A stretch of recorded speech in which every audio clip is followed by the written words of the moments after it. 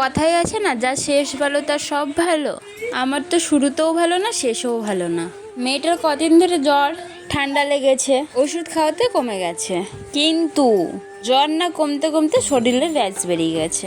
তাই বৃষ্টির মধ্যে বেরিয়ে বললাম দুজন মিলে ডাক্তারখানা যাবো বলে। আজকে ডাক্তার আসার কথা ছিল না, কিন্তু ডাক্তারের গ্রুপে মেসেজ দিয়েছে যে আজকে আসবে, তাই জন্য চটপট করে বেরিয়ে বললাম দুপুরবেলা। তার মধ্যে বৃষ্টিও শুরু হয়ে গেছিলো খুব জোরে। তারপরে একটু আসতে হতেই বেরিয়ে পড়লাম ছাতা মাথায় নিয়ে। যেহেতু আজকে ডাক্তার আসছে, আজকে দিনটা মিস করা যাবে না, তাই জন্য তাড়াহুড়ো করে বেরিয়ে পড়েছি। বৃষ্টি পড়ছে বলে আর বাইকটা নিয়ে বেরোনো হয়নি। নেক্সট আর রাস্তা হেঁটে হেঁটে যেতে হবে, তাই জন্য দেখছি একটা টোটো যদি যায় তাহলে উঠে পড়বো। এতে আমাদের গ্রামের রাস্তা খুব সুন্দর, চারিদিকে সবুজে ঘেরা, বৃষ্টির পাতাতে জল পড়েছে, আরও কত সুন্দর লাগছে দেখতে। যেতে যেতে হাঁটতে হাঁটতে দেখি স্কুলের স্টুডেন্টদেরও ছুটি হয়ে গেছে।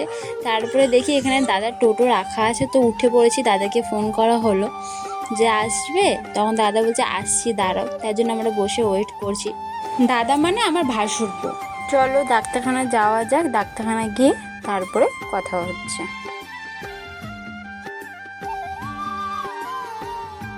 ডাক্তারখানা চলে এলাম, নিয়ে এসেই দুখানা চকলেট নিয়ে নিলাম। একটা আমি খেয়ে নিয়েছি, একটা আমার মেয়ের হাতে ধরিয়ে দিয়েছি, ওদের দেখে শান্ত থাকবে। তারপরে এখানে এসে দেখি কত বাচ্চারা কান্নাকাটি করছে, তাই জন্য আমার মেয়ের হাতে চকলেট ধরে দিয়েছি। ও যদি ওটা ঘাঁটতে ঘাঁটতে শান্ত থাকে, তার জন্য চুপ করানোর জন্য চকলেট ধরে দিয়েছি। তারপর ডাক্তার দেখে বাড়ির দিকে রওনা দিলাম। ডাক্তার বললো জ্বর কমেছে বলে র্যাশটা বেড়েছে, ও কোনো ব্যাপার না বলে আজকের মতন এখানেই ভিডিওটা শেষ করছি। টাটা বাই বাই, বড় দেখাবে অন্য কোনো ভিডিওতে।